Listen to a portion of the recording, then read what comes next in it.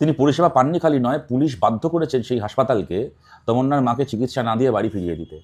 আর সেই পুলিশ, আপনাদের মনে আছে, আরজি করের ঘটনার পরে এক থানার ওসি, তার কোনো অসুখ হয়নি, কিন্তু সিভিয়ার হাত থেকে বাঁচার জন্য সে যখন ওই হাসপাতাল ঘুরে ঘুরে কোথাও ফাইনালি ভর্তি হতে পারেনি এবং তারপর অ্যারেস্টেড হয়েছিল, মমতা বন্দ্যোপাধ্যায় স্বয়ং রাজ্যের মুখ্যমন্ত্রী মঞ্চে দাঁড়িয়ে বলেছেন, ওকে কেন কোনো হাসপাতাল ভর্তি নিল না, আমাকে দেখতে হবে।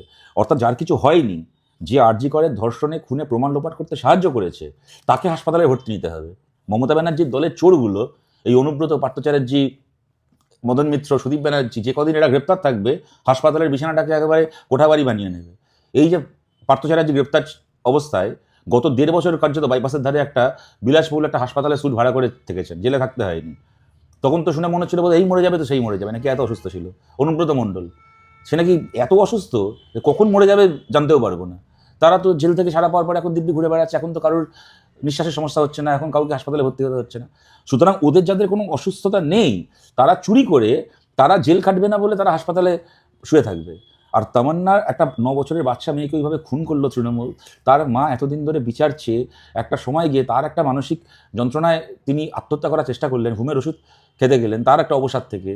সেই অবস্থায় তার যে চিকিৎসাটা তার প্রাপ্য, তাকে সেই চিকিৎসাটা না দিয়ে তাকে হাসপাতাল থেকে ছাড়তে বাধ্য করলো পুলিশ। মানে এরপরে চিন্তা করুন, পশ্চিমবাংলাতে মানে কোনো যারা ক্ষমতায় আছে তাদেরকে আমরা কতটা মানুষ, রাজনীতি ছেড়ে দিন, এটা মানুষের পর্যায়ে পরে কিনা আমাদেরকে ভেবে দেখতে হবে।